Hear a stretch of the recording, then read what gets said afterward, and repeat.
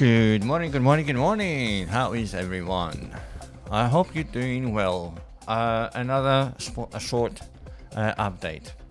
Let's see what is going on. Let's have a look what's going on Bitcoin. Yesterday we discussed that Bitcoin was trying to get into the range and there was a high possibility that it's going to get bounced off from that range, which it did. And also we did say yesterday that it will make sense to attack again the pivot point. Right, okay, so where we are today? Well, today we are under that pivot point. Let me go to a smaller time frame. It's 12 hours. Just before to shift from time frame to time frame. On the 12 hour, have a look on the stochastic RSI. It's still printing down, right? RSI still printing down. Delta, negative delta. We've got some negative delta. People, just for clarification, if they want to ask about the delta, what's the delta? Delta is the volume information, right? And let me give you the insight. I mean, how the formula works. Not in great detail, just a little bit, just for you to know the difference. We have the volume indicator, right? And volume indicator, what it is, it counts the volume of buyers plus the sellers, right? So that equals volume. That's the volume indicator. It's going to add everything up, right? The buyers and the sellers all together. And it's going to tell you all the volume of the transactions is going to be equal to, I don't know, 500,000, whatever that number is going to be. Now, what is the delta? Delta, volume delta, it's a little bit different calculation. What it does is calculating the buyers minus the sellers. So technically, the delta, right, which is the first capital is D. So we call it delta because of the D. What it is the difference. So remember, delta is the difference between the buyers and the sellers. So it's giving you more accurate information, right? What is the difference? So who's winning here? The sellers, right? So it's more clear view of who is the sellers and by how much. Remember why I was using the DMI instead of the volume, because I need to know who is doing better, the buyers and the sellers, and by how much. The same kind of information with delta. Instead of oscillator like waves, you get bars, right? So if you like it, you can use it. Delta, negative, right? Negative is telling me that the sellers are winning, right? They have a weight difference from the buyers, and that's why you have the price action going down. It's going to give you a little insight, a little help, but you know, stochastic RSI dropping, RSI dropping, so we are on our way down, right? So yesterday we knew that we get into the range, and we knew that the range is going to be a little bit tough. It's not going to be so easy to get in, right? So still look what we have here, still a downtrend, right? So that's your high, that's your lower high, lower high, lower high, lower high. You had a small range. It broke out of the range, but kind of a fake out, so it's coming back into the same base. And still, we are under the pivot point.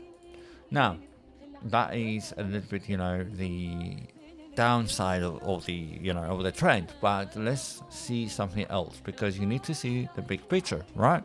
So here's your lows on the left. If I can pull my marker up, so here's your lows from the previous range.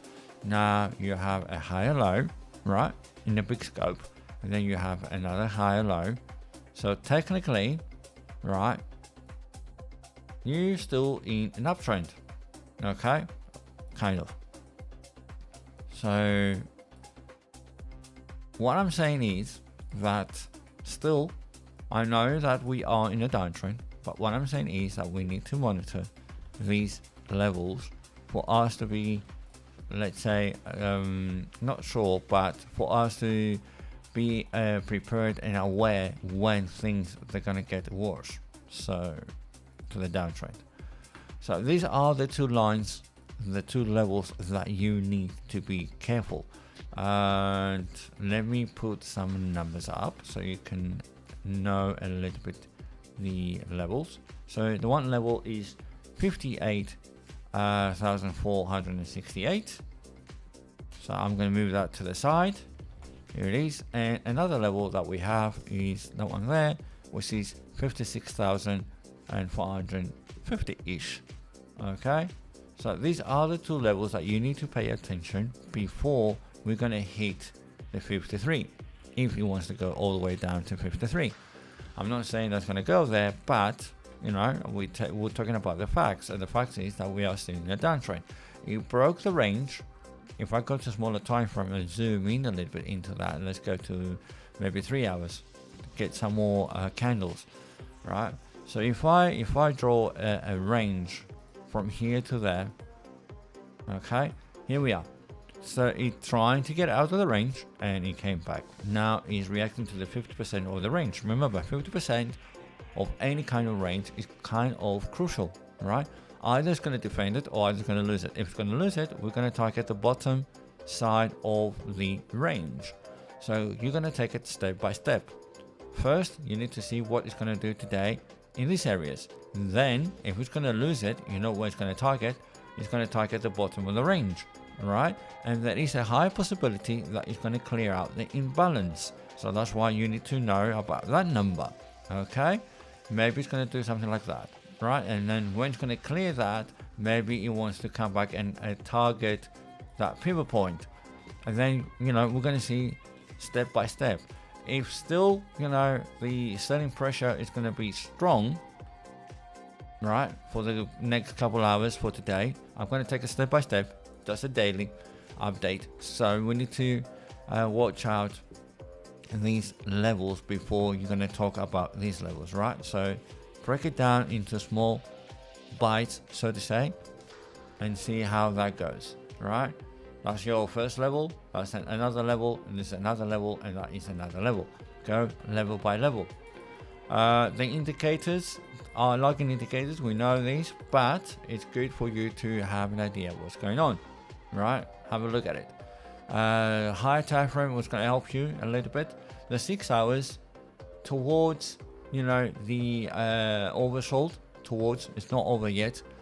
You have the positive giving you a losing strength, so there is some room to go even lower. That is on the 6 hours. Same thing with the 12 hours. What about the 3 hours? 3 hours kind of is trying to give you an idea that maybe we're going to pause a little bit into the 50% of the range, right? But the higher time frame is telling you that there is a possibility that it's going to continue go lower.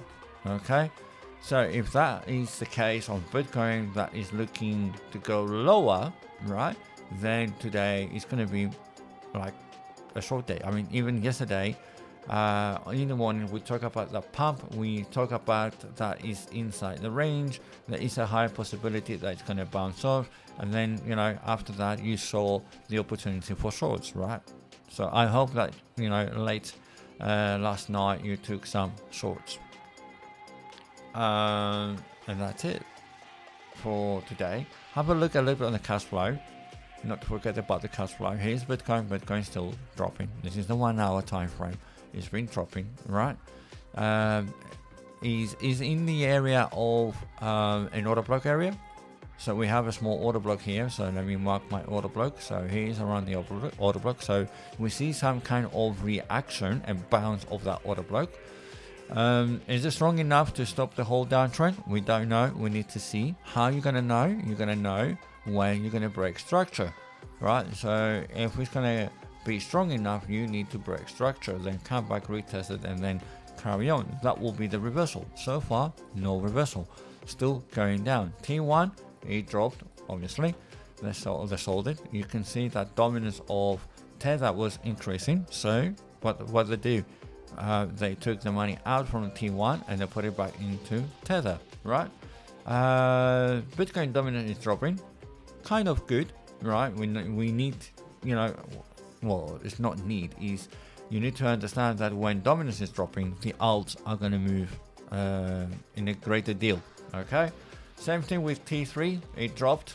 So it's not only from, you know, they're not selling from T1, which is Ethereum and Bitcoin and the rest of the market, but including Ethereum and Bitcoin.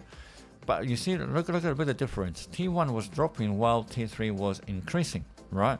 So that was a clear indication that the majority of the sales were Bitcoin and Ethereum, not the altcoins. But lately, the altcoins dropped as well. I mean, they cannot, they start listening and follow Bitcoin, right? Dixie. Remember, when Dixie's going up, Bitcoin will go down. Okay, so we have Dixie going down. It's trying, it's trying to push Bitcoin to the up. When Dixie's going up, then Bitcoin's going to go down. So now that it's dropping, we should expect a little bit push to the up, right? So then it comes back to the same conclusion that we may bounce from the 50 of the range. We may. And that's it for Bitcoin as for today. Be careful with your altcoins. Make sure that you are in the right direction, right? Don't get caught. Let's have a look at a bit of the bubbles. Come on, let's have a look at a little bit of the bubbles. Let's bring the bubbles up. There we are. I apologize for all these large windows that I have left, right, center. So this is for the day, right? Dropping LDL, it's bleeding a little bit today with Tower. With Pepper, you see that the altcoins, like the meme coins, is dropping. So ETH is dropping. What about the last hour? Last hour, single digits. It's not double digits. It's only single digits. Manta is there to show off a little bit. OM, AKT, right? Sui, Link. They're not too bad. They're showing off some strength. What about the week? Monday is doing 16. AKT is doing 23 for the week. Right? Rose 11. Cas 11. Not bad. Dot. Right? ADA. You can see that the big ones now kind of waking up. ENS 17%. Do not ignore these. Right? Now for these ones that are bleeding, look where are the next support and resistance are going to be for you to see if you can get them ready for the next move. That's it for me for today. I don't want to keep it long. Just a short one, just to say good morning, have a good day, and I will speak again tomorrow morning. So take care. Bye bye.